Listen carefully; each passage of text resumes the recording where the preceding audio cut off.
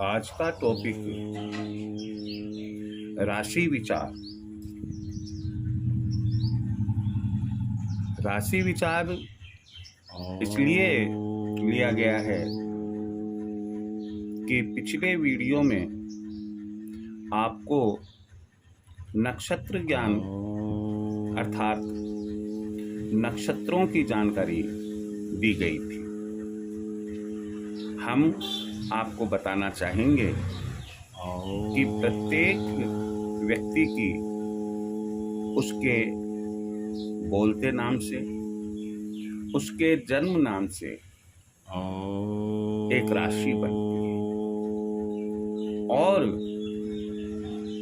वह राशि ही उसके पूरे जीवन भर जन्म, मरण, परण, कार्य क्षेत्र, सामाजिक क्षेत्र, आर्थिक क्षेत्र, सब जगह काम आती है। जब भी ज्योतिष से संबंधित चर्चा चलती है तो जातक से पूछा जाता है, प्रश्नकर्ता से पूछा जाता है कि आपका नाम क्या है। वह अपना नाम बताता है तो ज्योतिष शास्त्री उससे पूछता है कि क्या यह नाम आपका जन्म राशि अनुसार है या आपके पेरेंट्स ने अलग से कोई नाम रखा है। क्योंकि जन्म राशि अनुसार नाम सामान्यतया हमारे भारत में उस राशि पर रखा जाता है जिस राशि में चंद्रमा जातक के जन्म समय गोचर कर रहे हो। जैसे यदि चंद्रमा कर्क राशि में गोचर कर रहे हैं तो कर्क राशि में आने वाले नामाक्षरों से ही कोई नाम रखा जाता है।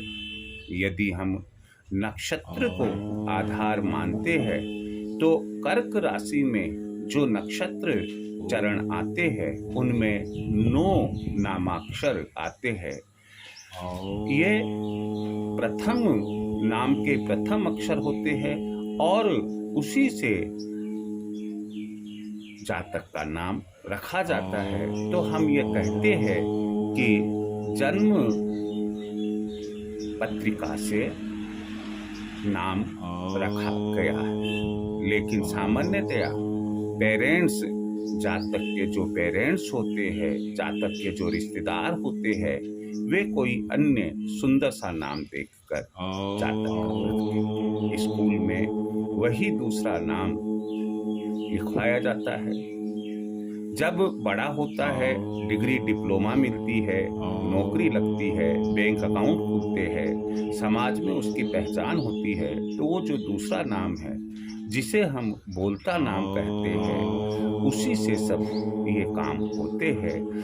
हो सकता है कि वह जन्म राशि से कोई अन्य नाम लिया गया हो या हो सकता है कि वह किसी अन्य राशि से नाम लिया गया हो। ऐसी स्थिति में बोलते नाम राशि का अपना अलग महत्व है और जन्म, मरण, परण व अन्य जो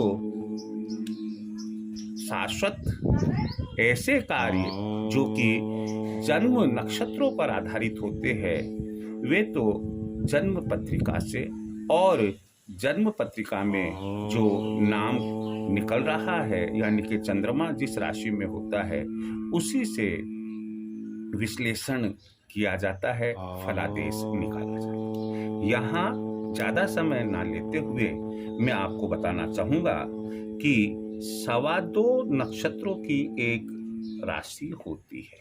मैंने आपसे कहा कि पिछले वाले वीडियो में कुल 27 नक्षत्र होते हैं जबकि राशियां केवल 12 होती है।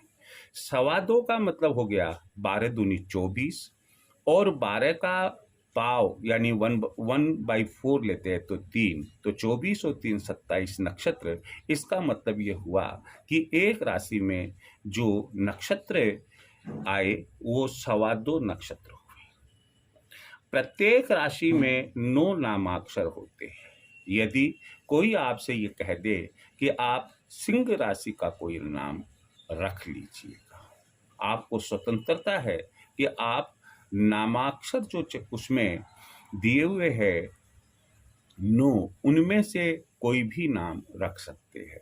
लेकिन नक्षत्र को यदि हम आधार बनाते हैं तो यह जानना जरूरी होता है कि मेष राशि से संबंधित जो 2.25 नक्षत्र है उनके जो 9 चरण हैं, 9 नामाक्षर है, उनमें से कौन सा नामाक्षर पर आप नाम रखेंगे। जातक के जीवन में राशि का बहुत महत्व होता है।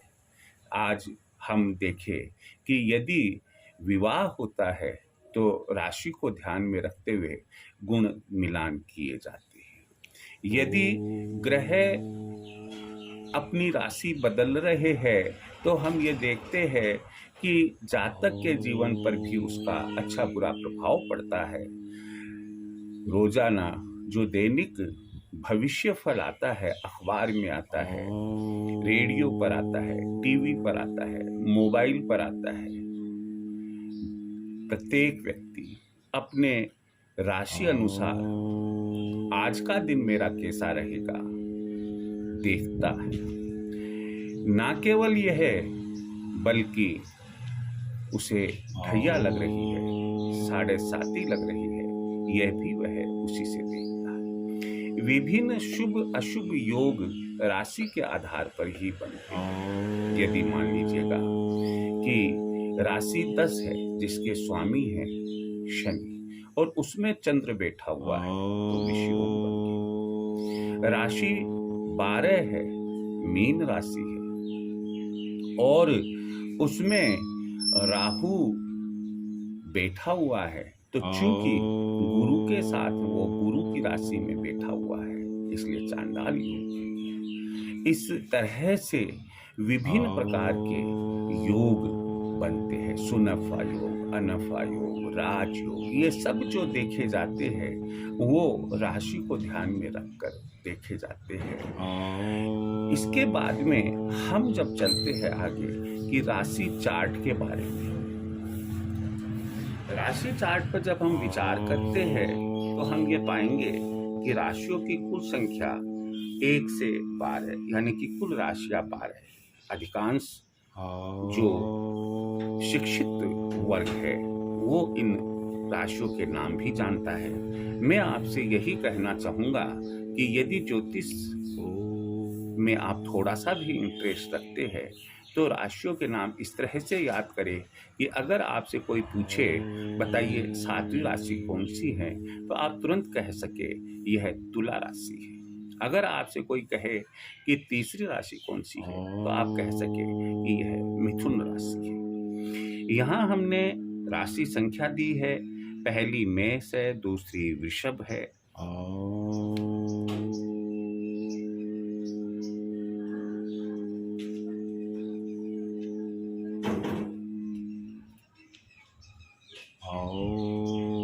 दूसरी वृषभ है, तीसरी मिथुन है, चौथा कर्क है, 5वीं सिंह है, 6ठी कन्या है, 7वीं तुला है, 8वीं वृश्चिक है, 9वीं धनु है, 10वीं मकर है, 11वीं कुंभ है और 12वीं मीन है। राशि से संबंधित अन्य बहुत सी जो कैरेक्टरिस्टिक्स है, जो गुण धर्म है वो भी हमें मालूम होना चाहिए। उनमें से खास जैसे राशि का स्वभाव कैसा है। राशि का स्वभाव, मेष राशि चर स्वभाव की है, वृषभ राशि स्थिर स्वभाव की है। अब ये जैसे स्थिर स्वभाव की है, हमने देखा कि स्थिर शब्द कहाँ, स्थिर कौन कौन सी राशियां, जैसे वृषभ राशि स्थिर है, सिंह राशि स्थिर है और वृश्चिक राशि स्थिर है। जब दीपावली पूजन का समय आता है तो ऐसी परिस्थिति में हमसे पंडित जी कहते हैं या जो पूजन समय निकलता है, लक्ष्मी पूजन समय का मुहूर्त निकलता है तो हमें यह देखने, सुनने और पढ़ने को मिलता है कि स्थिर लग्न वृषभ है, उसमें पूजा श्रेष्ठ रहेगी। स्थिर लग्न सिंह है, उसमें पूजा श्रेष्ठ रहेगी। स्थिर लग्न वृश्चिक है, उसमें पूजा श्रेष्ठ रहेगी। इसका मतलब यह हुआ कि राशि का स्वभाव भी महत्व रखता है। मिथुन राशि द्विस्वभाव की होती है, कर्क चर, यही क्रम वापस चलेगा। जो क्रम हमने दिया ना, चर स्थिर द्विस्वभाव, चर स्थिर द्विस्वभाव, चर स्थिर द्विस्वभाव, चर स्थिर द्विस्वभाव, इस तरह से आप याद कर ले। मेष, अब राशि स्वामी ग्रह कौन है? मेष राशि का मंगल है, वृषभ राशि का शुक्र है, मिथुन राशि का बुध है, कर्क राशि का चंद्र है, सिंह राशि का सूर्य है, कन्या राशि का बुध है, तुला राशि का शुक्र है, वृश्चिक राशि का मंगल है, धनु राशि का गुरु है, मकर राशि का शनि, कुंभ राशि का शनि और मीन राशि का गुरु है। यदि आप इसका अच्छे से विश्लेषण करेंगे तो आप ये पाएंगे कि मंगल 2 राशियों के स्वामी हैं, पहली राशि और 8वीं राशि के। शुक्र फिर 2 राशियों के स्वामी हैं, दूसरी राशि और 7वीं राशि के। बुध फिर 2 राशियों के स्वामी हैं, एक है मिथुन राशि और दूसरी है कन्या राशि। जब हम आगे बढ़ते हैं तो हम पाएंगे कि गुरु भी 2 राशियों के स्वामी हैं, एक धनु राशि और एक मीन राशि, और शनि भी 2 राशियों के स्वामी हैं, मकर और कुंभ राशि। यहाँ केवल एक एक राशि के स्वामी कौन है? चंद्र है, सूर्य है। एक और महत्वपूर्ण बात ध्यान रखें कि राहु और केतु छाया ग्रह होने के कारण, नैसर्गिक ग्रह नहीं है, छाया ग्रह होने के कारण वो किसी भी राशि स्वामी का प्रतिनिधित्व नहीं करते हैं। इस चीज को हमें ध्यान में रखना है।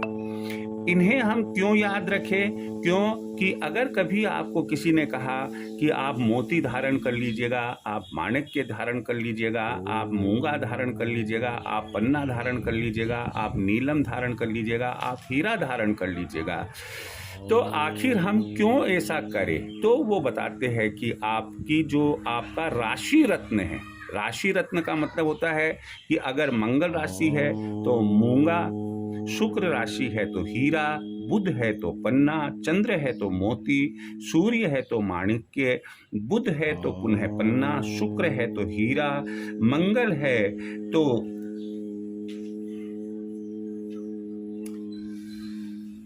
मंगल, मूंगा कई बार क्या है जुबान पर नाम नहीं आता है, इसलिए आप अन्यथा ना ले।